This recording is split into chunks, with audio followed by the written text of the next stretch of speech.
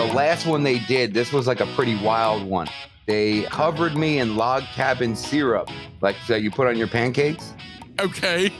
Yeah, they took the down feathers from inside a pillow and covered me in syrup and feathers and left me outside the projects in Newark, New Jersey. And they took my wallet and my phone, and they said, you have to learn how to adapt, overcome, and improvise because nothing ever goes right during a tattoo. So figure it out how to get home. And then they just bounced. Welcome to Grit, Grace, and Inspiration. I'm your host, Kevin Lowe, and I'm excited to welcome you inside.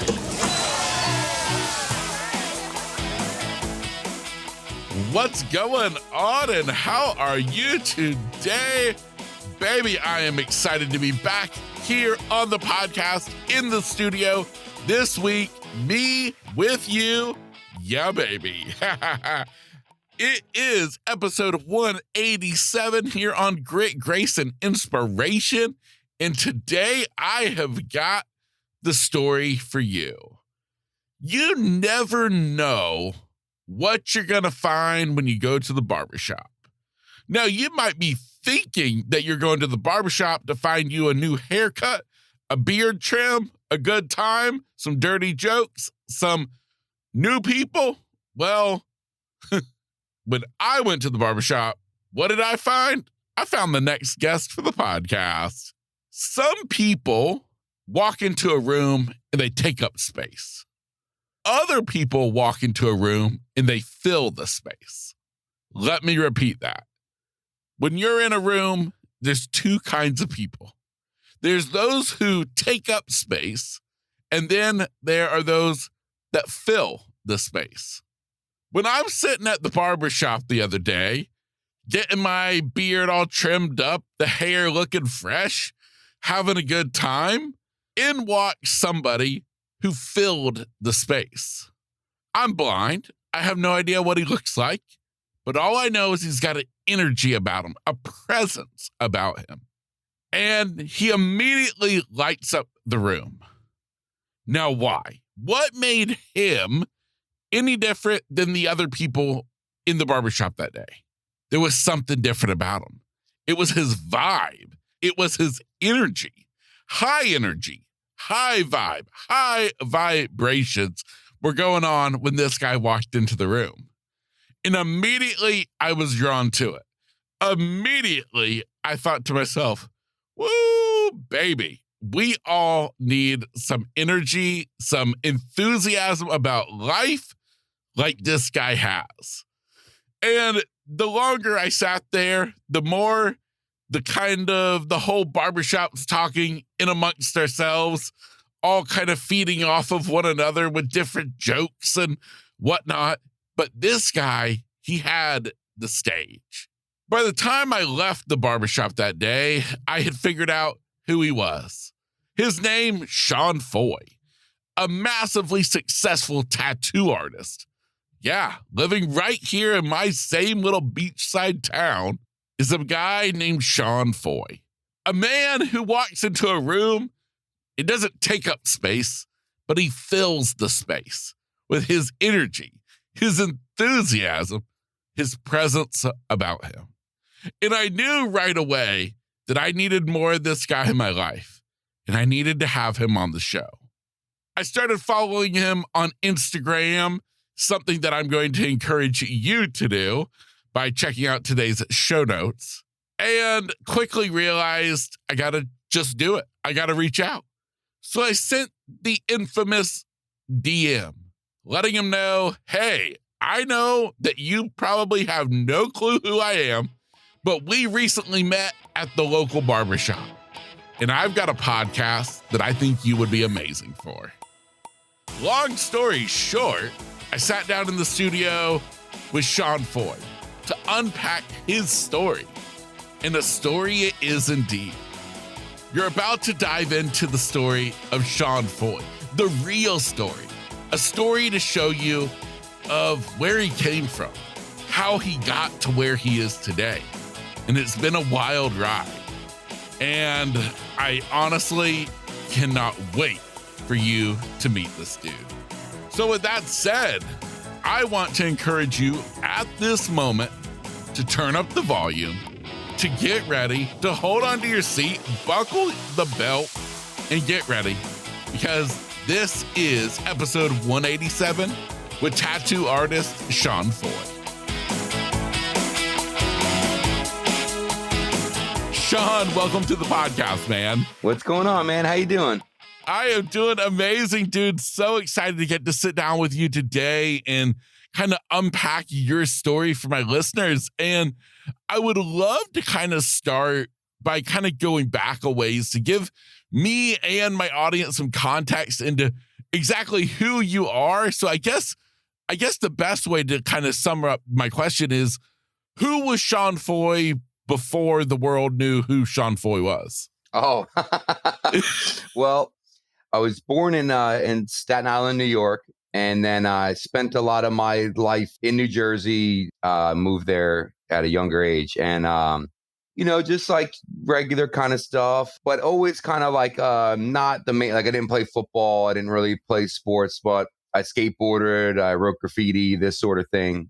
I was on track to like be actually probably going pro for skateboarding. Like I was sponsored by a shop. Some companies were floating me some shoes and this sort of thing. Oh, wow. Things were looking real good. And then I blew my knee out. And, at 17 years old, you don't take your physical therapy as serious as you should. It kind of never came back. You know what I mean? It's still to this day, it hurts when it rains and stuff. So then at that point, that's when things started to like not go so good. Like that's like when, you had that like, well, this is what I thought I was going to do the rest of my life. And, then you start drinking and hanging out because, I felt lost, so I kind of like drifted around for a bit. I went to one of the better art schools in Manhattan. I don't know if it still is one of the better ones, but in the early 2000s, we're talking like the fall of 2002 and, 2003, 2004, I went to the School of Visual Arts in Manhattan. And at that time, that was probably one of the top 4 or 5 in the city, which makes it probably like top 20 or 30 in the world, which was pretty cool. But I just couldn't excel in like a classroom environment. Do you know what I mean? Yeah, I totally know what you mean. Yeah, it stinks because like I think about it now, like, man, I would love to take those classes now that I'm like a grown man and, you know what I mean, have a little bit more discipline and stuff. But at that age, I wanted to be out. I wanted to be writing graffiti. I wanted to be running the street and this sort of thing. And I wound up like getting politely asked to leave from art school.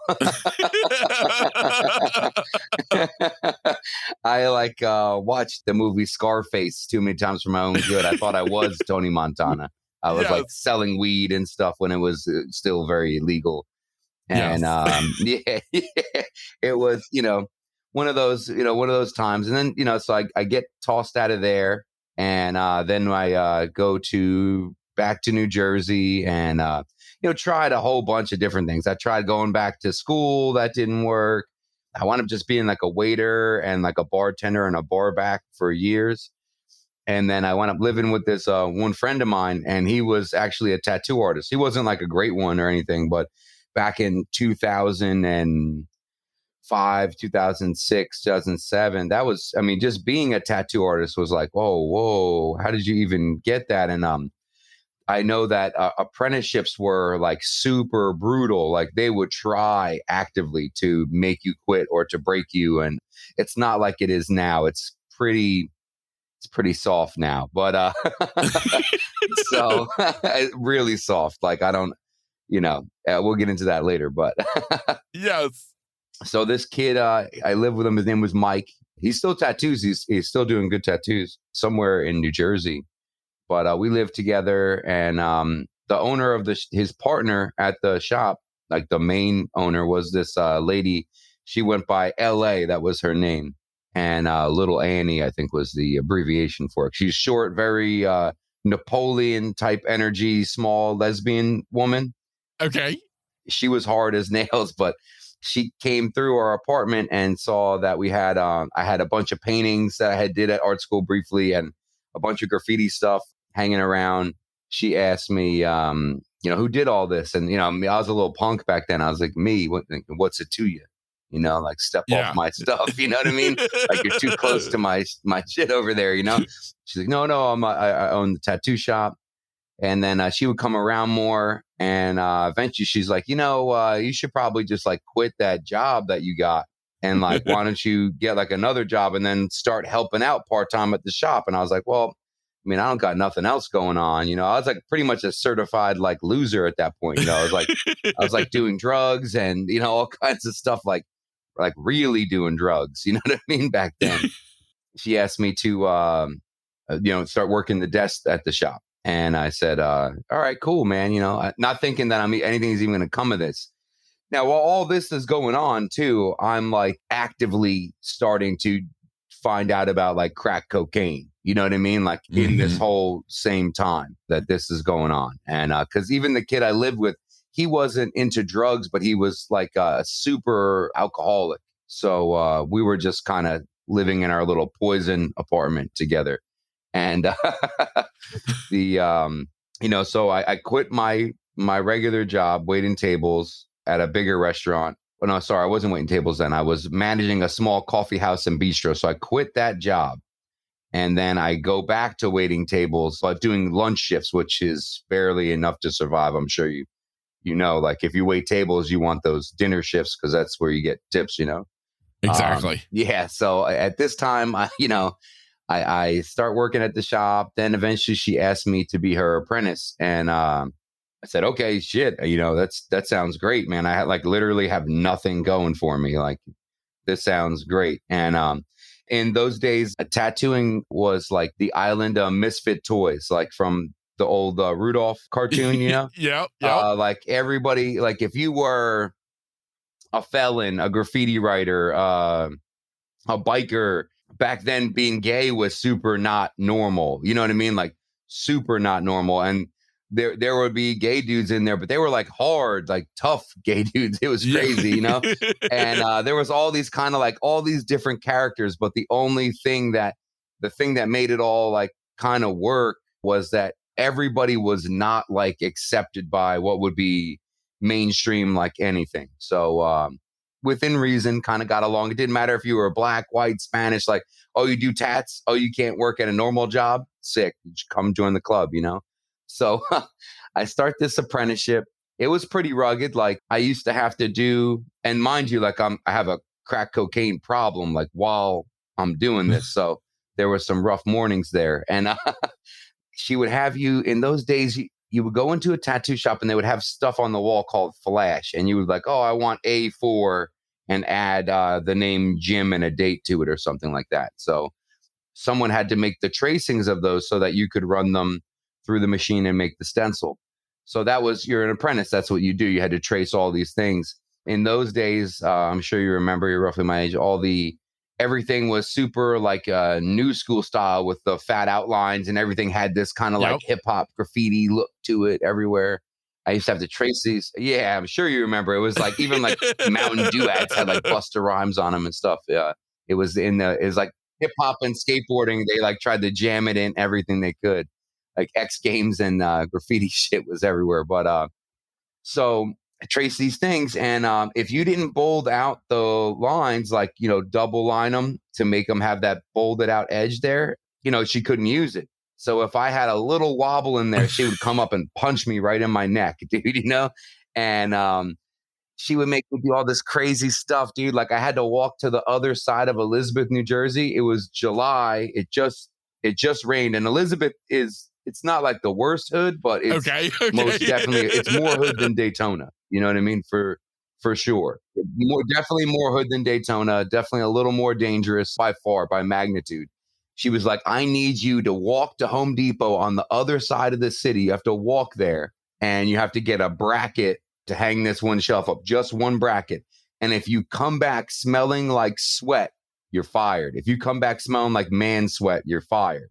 And we're probably going to beat you up. And I was like, dang, all right, shoot. So I'm trying to like devise how to do this. And it just rained. So it's humid, like how it is in Florida. Like you're not going to not sweat. You know what I mean? Like you're going to sweat. So I had to walk across there. I wound up taking I got the bracket. I wound up taking a hobo shower in the bathroom at like a Pathmark, which is like Okay. a Publix, but not a high end one. And I bought one of those 3X t-shirts. Those, remember those super big t-shirts Yes, in the yes. 2000s, the really tall tees or whatever. I bought one of those. Yeah, I bought one of those off a guy selling them out of like a shopping cart in the hood. And I bought some Axe deodorant, and I would walk with my arms out, like, you know what I mean, so that my arms wouldn't touch my side and the sweat wouldn't accumulate. And I kept just spraying myself with Axe, and I did that for probably like 25 or 30 blocks, and I made it back to the shop with this ridiculous pink moo t-shirt on. Of course, he only had pink. He couldn't even get a white or a black tee, right? Like, so I had this ridiculous pink thing on. And she's like, "Oh, all right, pass test one, man," you know? Then the next one was I had to detail her entire car with only Q-tips and Windex. And again, it had to be outside, middle of the day, July, that kind of thing, dude. And they would do stuff like that all the time. I had to go make her coffee in the morning. And if I made it wrong, she would throw the hot coffee on my face. The last one they did, this was like a pretty wild one. They covered me in log cabin syrup, like that you put on your pancakes. Okay.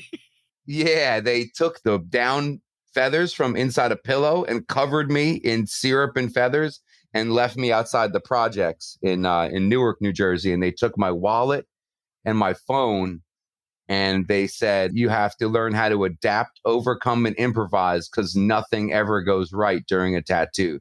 So figure it out how to get home." And then they just bounced. And, I begged a bus driver to let me come on the bus and stand there and not touch anything and promise I wouldn't sit down and all this stuff. I made it home. I was like, "Oh, cool, man." Like I made the kind of the last like test of becoming like the apprentice. I'm really kind of doing this now. And after that, I was allowed to start doing like the fake skins. They're like rubber skins. Yep. During that time, I'm ramping up, like my drug problem and alcohol abuse is like ramping up pretty high during this time. I wound up getting arrested for graffiti during that time. And I just decided that I just wasn't going to go to court. You know what I mean? I had already had like a DWI. So I'm on foot. I'm like, what are they going to do? Pull over my Nikes? Like, I'm not going to court. I'm not going to, you know what I mean? Like, Yeah. how are they going to find me? Right. Because in my mind, the only way they find you is if you're driving and you get pulled over, I was like, I'm on public transportation. I'm blending in with the crowd. I'll ride this out until I have enough money that my career started to deal with this legal situation that I have here. Because at that time, I for sure didn't. I was like sleeping on people's couches. At that point, I had kind of lost that apartment. Things weren't going great there. You know what I mean? Yep. Yeah. So I catch that charge. I decide not to go to court. So now I'm just, I'm riding the bus and yada, yada, and no one's catching me. I decide to go into Manhattan with a friend of mine. And now, we went there to like, party, and I forget what we were doing, like something, I forget. But we went there partying, we were like drinking and stuff. And then I think we were doing some cocaine or something. And no, that's definitely what we were doing. Yeah. But we came back from Manhattan into Newark Penn Station, and I'm drunk and I'm on drugs. So I'm kind of making a scene, and it was like rush hour time. So it's very busy there. And I was just being really loud. And the transit police had came over to me, and they're like, "Bro, you got to calm down, or else like, we're going to have to take you in." And I was like, "All right, I'll calm down. I'll calm down." I didn't calm down. I kept being super loud and obnoxious and drunk and on drugs. They came back over to me, and I like kind of resisted arrest, man. You know what I mean? And I got arrested, and I wound up going to the jail there in Newark, New Jersey. That place was not for the faint of heart, man. You know what I mean? It was like, you're sitting there with your papers, and everyone's like, "Oh, what are you here for?" And you can see your charges. And it's like the people next to me, it's like cook up, which is like selling crack. Okay. And then ratchet, which is having a gun. One guy had like 3 bodies on him, like he murdered 3 people. He was like, didn't have any bail. There was another guy with like $1 million bail. And then they get to me, they're like, what you got, man? What's on your papers? And I'm like, I resisted arrest and I had a warrant for graffiti. And they're like, "Oh man, you're like, this is like not going to be a cool place for you, dog." And I was like, "Yeah, probably not, dude.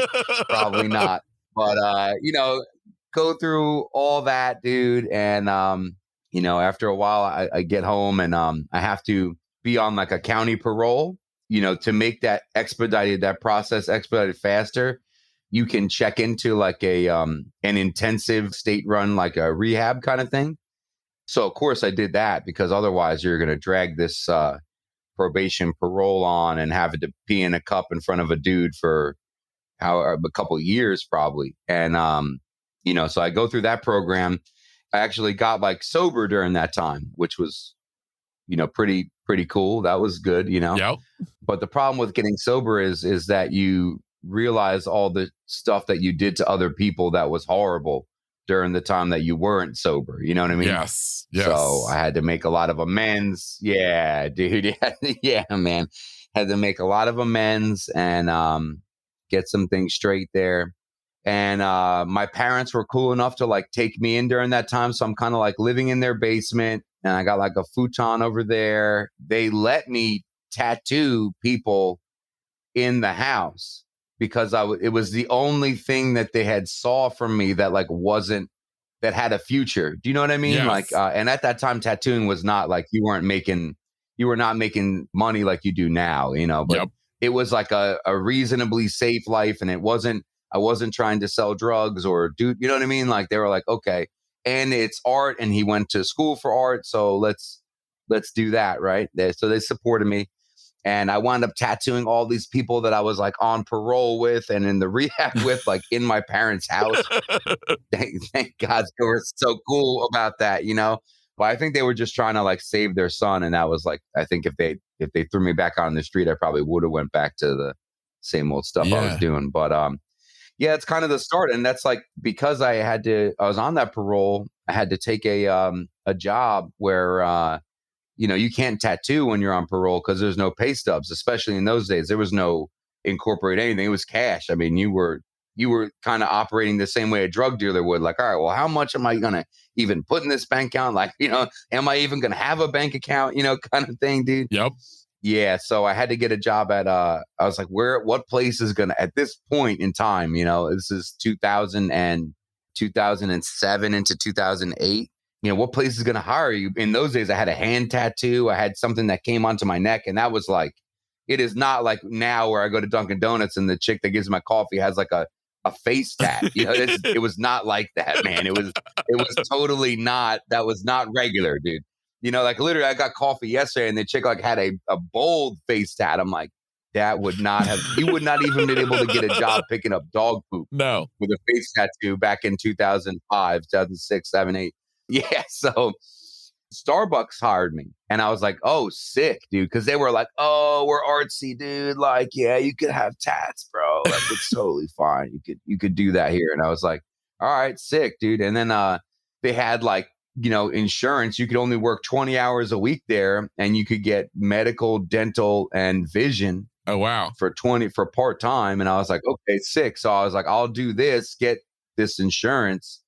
And then I'll tattoo in my parents' basement and try to like get this portfolio up so that hopefully I can get hired at a shop. Now I'm straight garbage. I'm a hot pile of trash at tattooing at this point. Like the only thing that I knew how to do was be sterile because of thank God for the apprenticeship, because otherwise I probably would have gave people like staph infections or something. But I was committed, that same energy that made me a good crackhead. I just tried to turn that into something positive, into the art, into tattooing. Wow. And so I would take the bus to the Starbucks early, like 2 hours before my shift. And I would sit there and I would draw and I would show up there with like drawings that were like 75% done. So they were like, you'd walk past like, oh, that looks cool. Like they were far enough along that it would pique people's interest. And I would sit there and try to bait people into getting tattooed by me and like showing them my crappy MySpace page or whatever it was back then. And, trying to convince them. And I would get, I always wound up tattooing all these young, like broke kids. And I almost like wish I could find some of them now and like pay for the laser removal and like do a nice cover up on them. Because, it was rough, dude. It was rough. It was for sure rough. But that was like the start. Wow. Well, dude, that's so crazy. So now I have to back up. So now you talked about being a kid and you really only talked about like graffiti art, you talked about skateboarding, but obviously art was a big deal for you growing up for the fact that you went to this art college. So was that indeed the case? Art was always a big thing? My mother didn't like get the art gene per se. Like she wasn't like a painter or anything, but she had like she did hair, and in Staten Island, New York, that's like a big deal doing hair in the 80s and the 90s, right? Like, you know what I'm saying? So that was like a big deal. And she had always had a knack for like fashion and interior design stuff, like much to my father's chagrin, because she definitely spent a ton of fucking money doing shit to the house I'm sure he wasn't stoked about, but it looked really good. It looked really nice, dude. But her mother was like a real artist, and my grandmother's father was a really accomplished oil painter. He used to, I think he was, I don't want to misquote the man's been dead a long time, but I'm pretty sure he was like an alcoholic that, they didn't have like AA or anything in those days. So it was like you had to just find something else to do instead of drink, right? He started like oil painting, and he made all these reproductions of Van Goghs that are so deadly accurate. Like people have legit thought that my mom had some high-end print of Van Gogh or in the house. Like, no, my fucking grandpa did that.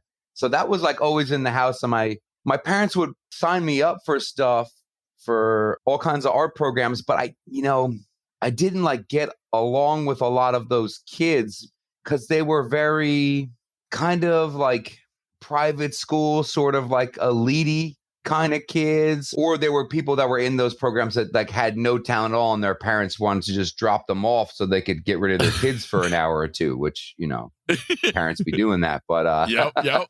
So they'd have me in all these programs, but it wasn't really, I always would draw comic book characters and monsters and all this kind of stuff. But it wasn't really until I remember like really seeing, because it was about the 90s and graffiti started to get like good. Okay. You know what I mean? Yeah. Like where you would be like, oh, wow, that looks sick, dude, And I was getting old enough to comprehend that it was like, oh, wow, those guys they're on to something here.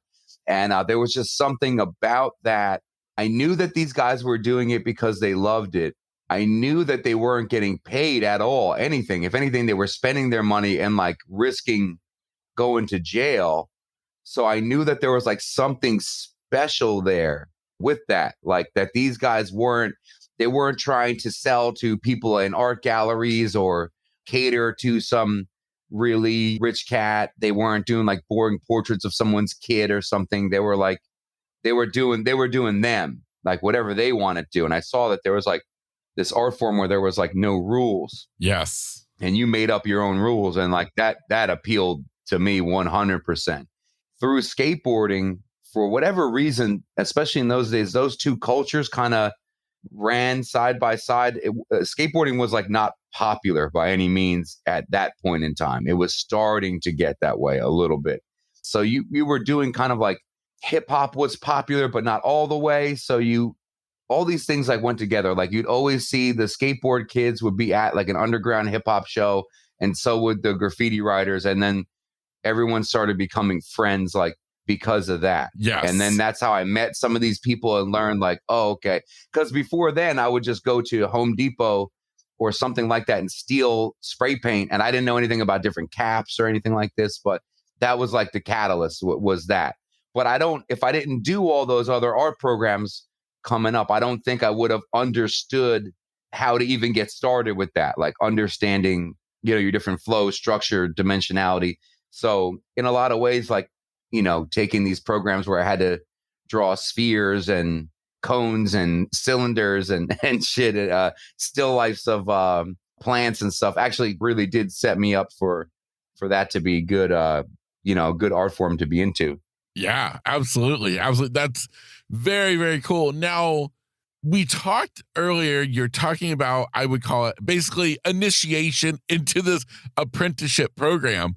So after you went through hell and back with those different tasks that you were put through, how long did you stay doing that apprenticeship for?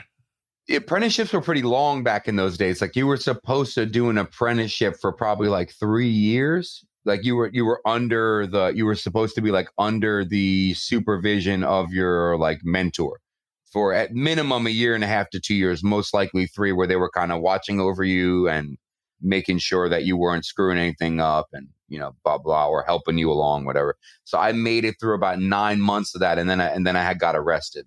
That was kind of the end of that. Okay. Yeah. Okay. Gotcha. And then, tattooing at the house and stuff. Yeah.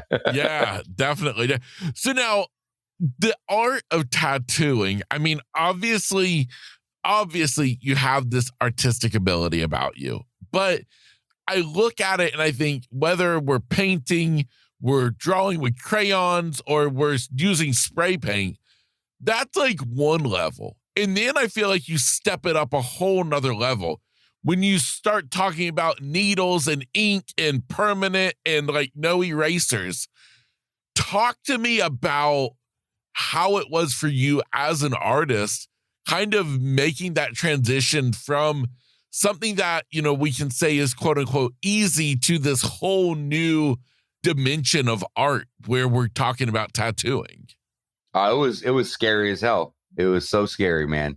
And also, too, the clients that were getting tattooed, this wasn't like the pumpkin spice latte chick with Ugg boots getting breathe on her wrist. These were like hard guys. Like, yeah, these were like dudes that were in 1% bike clubs and like street dudes, like gangster dudes off the street and I was tattooing in the hood. If you messed up on these dudes, like they might fuck you up, man. They might like give you, they might chip you up, So it was scary, and there's no eraser, there's none of that, dude. And man, I remember like not sleeping before even the simplest tattoos the night before, like knowing I had to do a name on somebody the next day, like laying in bed, like anxiety ridden, like, like, oh man, dude, thinking about everything, what can go wrong and this and that. And it was actually really counterproductive because you end up screwing up more when you're not relaxed, man. Yeah. So I think most apprentices go through that, but and the equipment was a lot more archaic compared to now.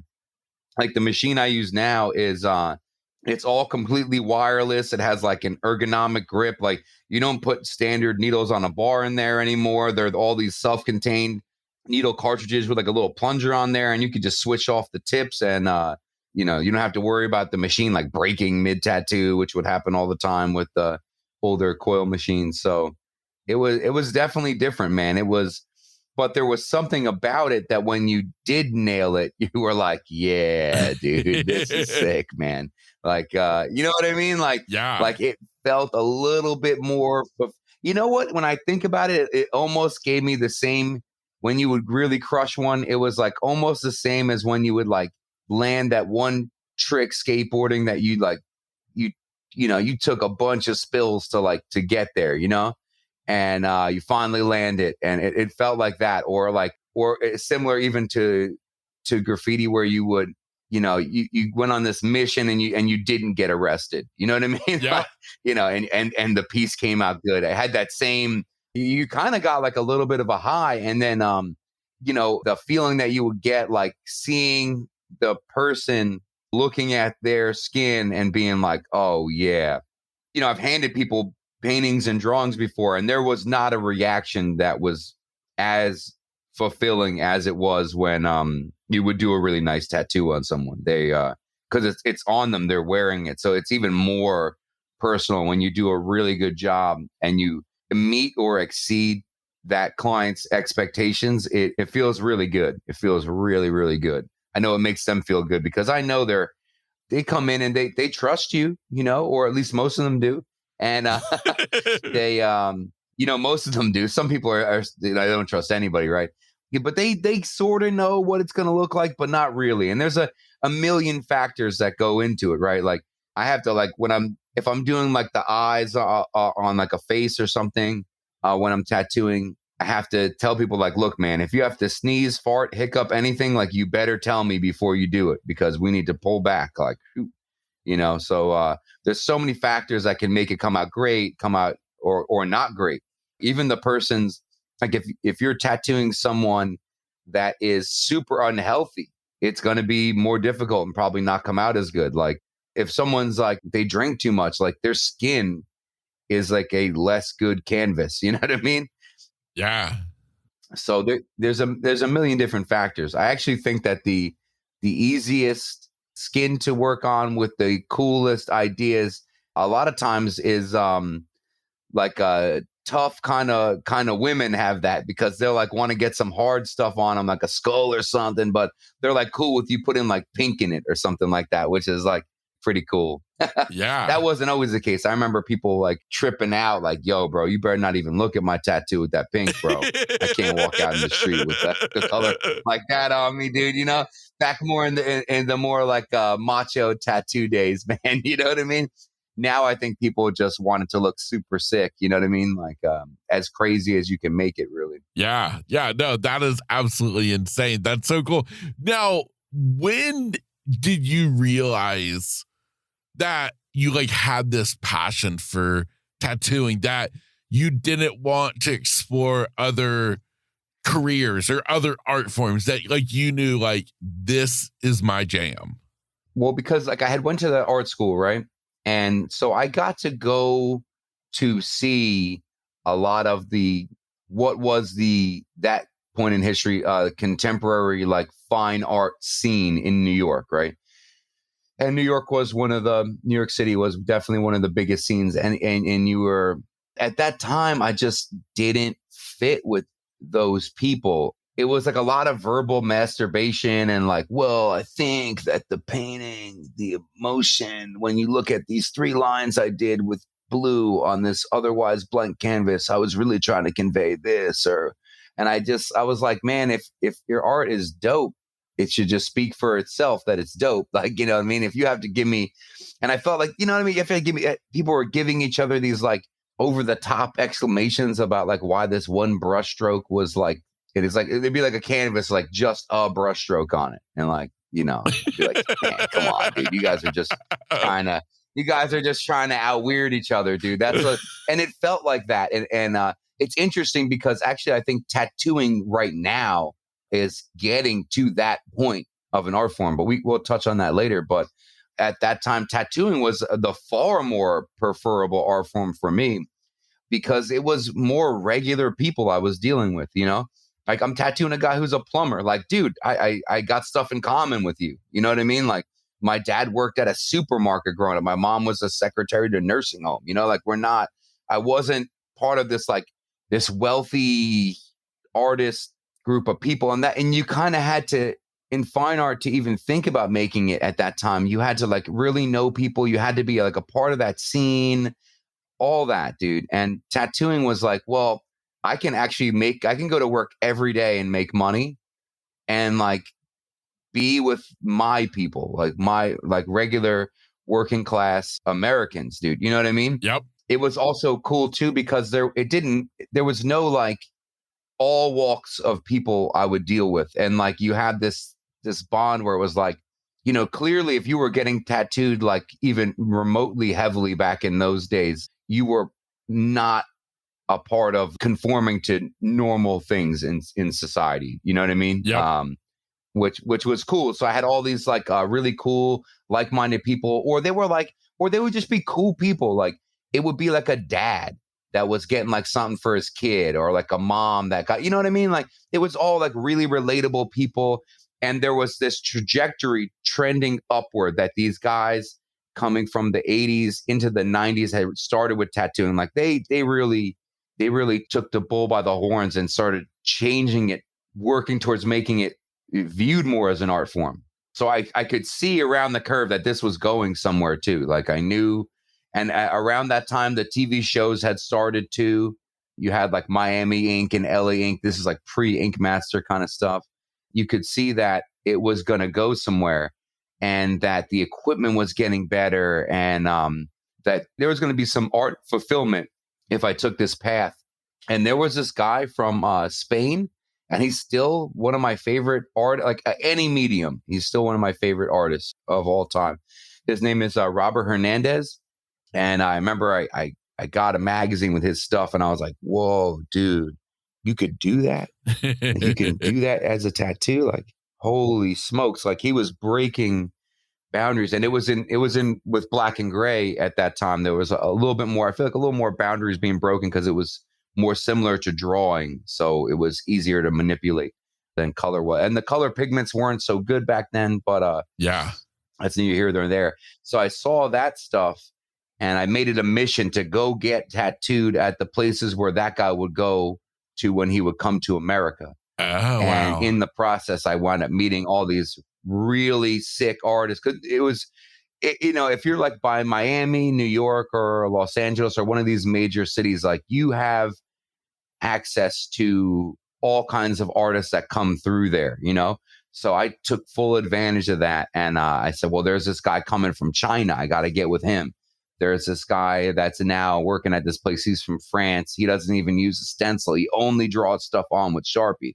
And he's like killing it, So I started going to that shop and seeing these guys. And I was like, holy smokes, man. Like there is some limitations with the skin, but not as many as I thought. Like these tattoos don't have to be like the tattoos that my grandpa had from World War II on his arm. You know what I mean? Yep. Like these things, this could be something, Yeah, man, it was crazy. Like I got in the industry at this moment where people were, a lot of the really big time guys like Robert Hernandez or Paul Booth or Guy Atchison. These are all like industry moguls to me. They really put their neck out there to change the perception of how tattoos were viewed. And look where we're at now. Like literally, I got coffee yesterday from a chick with a face tat at Dunkin' Donuts. Like we've come pretty far in acceptance there, man, And, it's crazy, man. It's really interesting. And there's so many styles now. It's just cool, man. It's just cool. And it's still a place where if you want to, now a lot of people don't want to, but if you want to, you can still attempt to carve out your own niche and do something that hasn't been done before. Yeah. And that's pretty hard to do in the other art mediums because you got to think about it. Like, okay, so we'll go back to like the Renaissance. Those dudes basically crushed anything human form 400 or 500 years ago. Yep. Like, you know what I mean? Yep. Like you're not going to sculpt more accurately than Bernini, dude. You are not going to break through these glass ceilings that Da Vinci and Michelangelo and Harmonius Bosch and all these people, like it's going to be very hard to come out with something that is fresh and new to look at. That's what I was saying before. I think we're almost there with tattooing because I'm starting to see some of the ridiculous stuff that I would see in the fine art world. Like, because pretty much when you get past Picasso in fine art, there wasn't really too much stuff that was like groundbreaking that where you're like, oh wow, it was a lot of people making theories and conjecture and like and pretty much just trying to be weirder or than the other person, dude. I'm sure I'm gonna have some fine artists roast me for saying this stuff, but and I'm gonna get smoked by somebody on my Instagram or something, but but I just saw the other day, like, Jackson Pollock with the splashing, the painting and this sort of thing. Like tattooing is like almost at that point right now. I saw this kid, I think he's from like Italy, and he is doing stuff like that, but like on people, man, like, but not in a cool way. Like he went to like a public park on the grass and like laid this kid on his stomach, took his shirt off, took this giant protractor thing and just like had the machine running and made a circle on his back. And it was horrible, horrible done. And then like, but just doing it for like shock value or to be doing something different because all the interesting stuff has already been done. I feel like that's what's going through his head. Like everything, I'm never going to stand out because everything that's cool has already been done and those guys have a rep already or whatever, right? And one time he had a kid take a pee on a wall.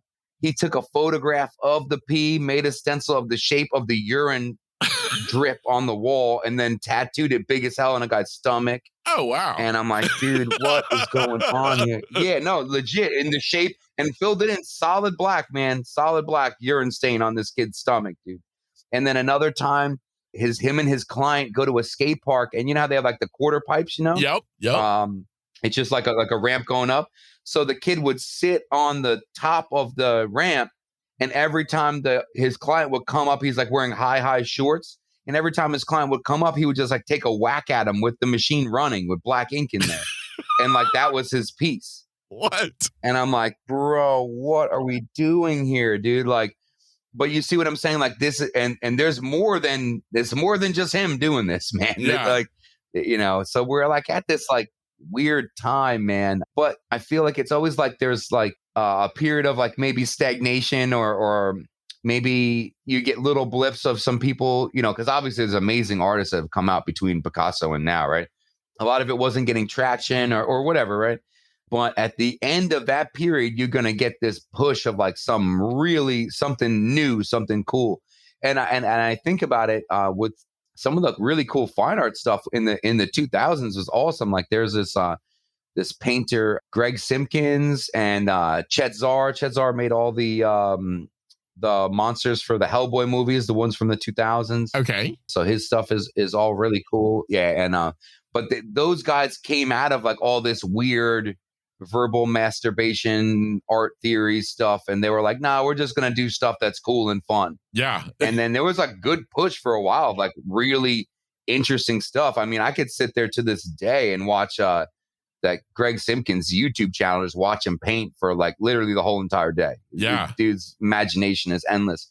So when I see this, or like you ever notice with music, you know what I mean? I know that you can't see a lot of this stuff, but you can for sure hear shit, dude, right? Yep. So with music, like, okay, so I look at my dad grew up in the 60s and 70s, right? And think about that music that was coming out there. I mean, pretty incredible, almost nothing like it, right? Yep. Then I remember watching my dad like suffer through 80s music. Now I like some of the 80s music, but to him, it was beyond offensive, dude. You know what I mean? I think he said something like only one of the Kiss albums, and then like a couple other bands got him through the 80s, right? But then after that kind of period of like weird kind of pop, everything was very pop culture in the 80s, right? But then what do we get in the 90s? We get the grunge movement, and then you get hip hop really coming out. And they both were like really raw, yes, sounding. So then you get a whole nother decade of sick music, but only after that, like late 70s into the 80s, like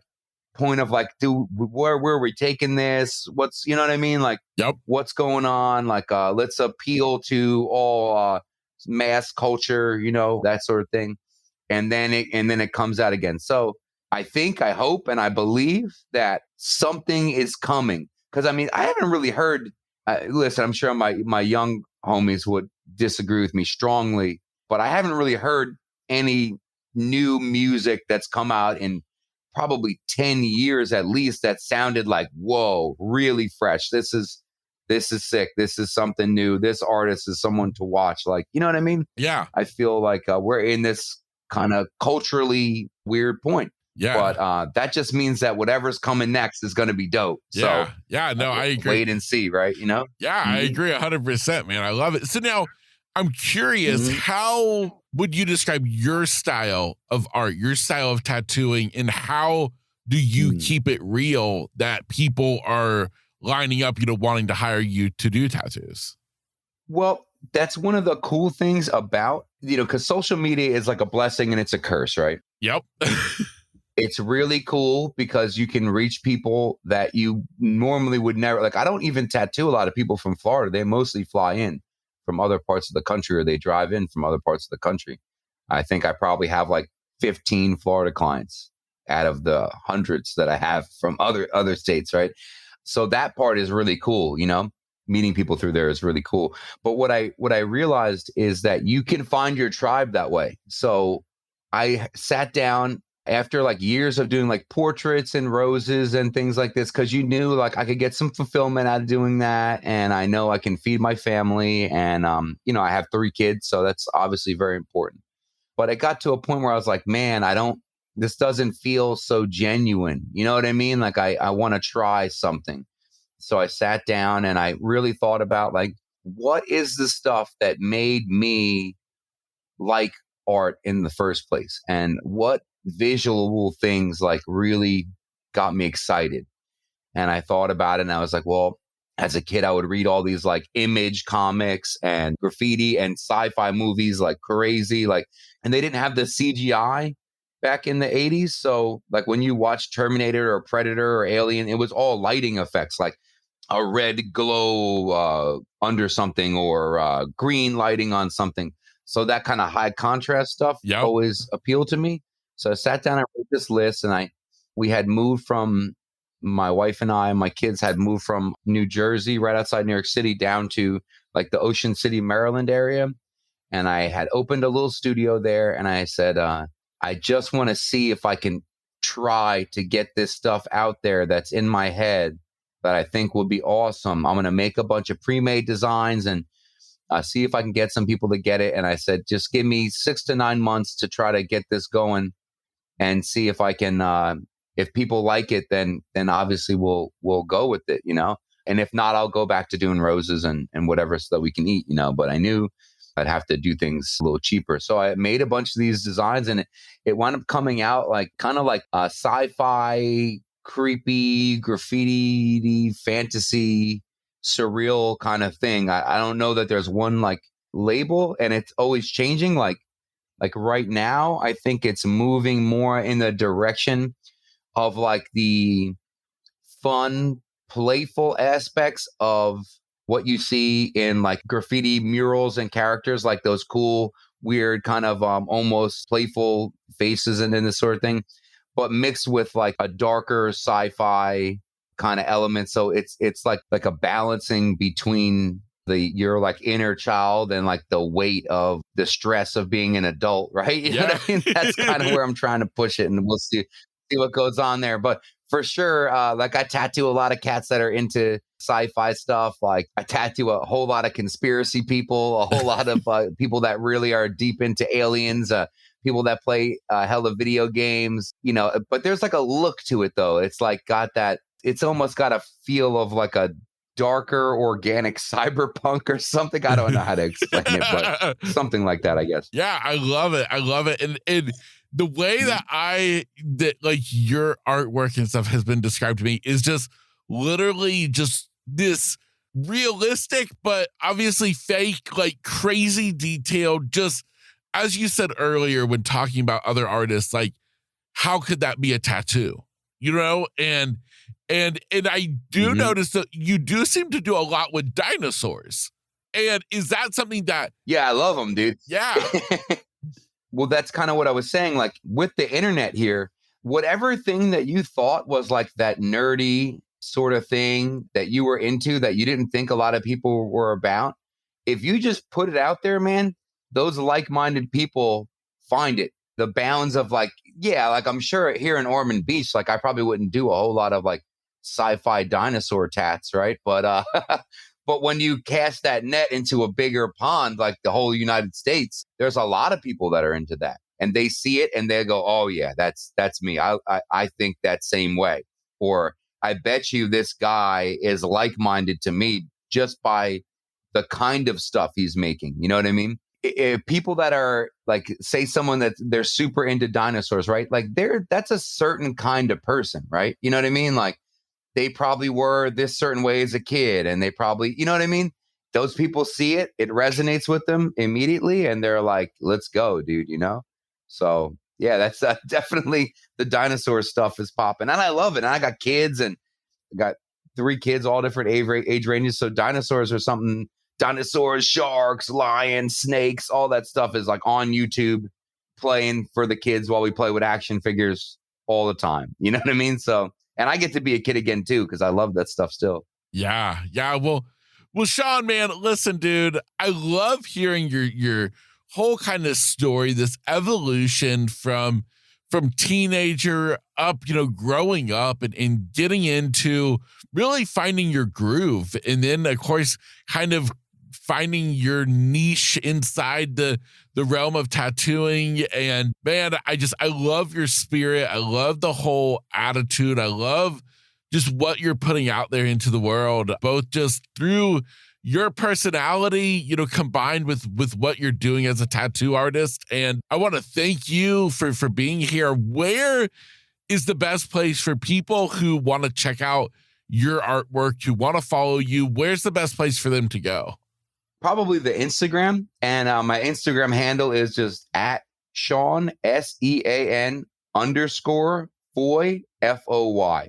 And that has all my information. Pretty much almost all the tattoos I've done are on there. And has all my contact info and any locations and travel dates that I might be at too. So definitely Instagram. Yeah, man. Well, fantastic. Well, Sean, man, again, dude, thank you so much for being here. I really appreciate it. Dude, thank you so much for having me. It was an honor and a pleasure. What a fateful day to be getting a haircut when I met you, dude. Absolutely. You never know what's going to happen at the barbershop. So, yeah, man. Well, fantastic. Yeah. Yeah, dude. Well, for you listening today, I want to thank you for being a guest here on the podcast, joining me as we're sitting down with another just awesome guy, Sean Foy. So, again, this is Kevin Lowe with Grit, Grace, and Inspiration. I will see you guys next week. Hey, real quick before you go, I have one last thought to leave you with. I, of course, hope that you've enjoyed today's episode, but more importantly, I want to remind you that I never want you to listen to an episode of this podcast to hear something that I have to say or that my guest has to share and think, wow, I wish I could be like them. I wish I could overcome my own challenges and do the great things that they are doing, but I just can't. Well, friend, that's where you are wrong. You are capable. You are able. And you darn sure are deserving of having all that you can imagine in this life. There's nothing special about me or any guest I have on this podcast. We are all just normal people trying to make it in this life. And so I encourage you to take a look at yourself in the mirror and remind yourself that, you know what? I can do it too. Now, of course, if you would like help along that way, reach out to me, whether that's as a listener of this podcast, a friend, or if you'd like to work with me as a coach. My contact information is inside of every episode's show notes, just like this one. So go down, check out my contact information, and reach out to me today. With that said, I encourage you to take on the day every day with grit, grace, and inspiration.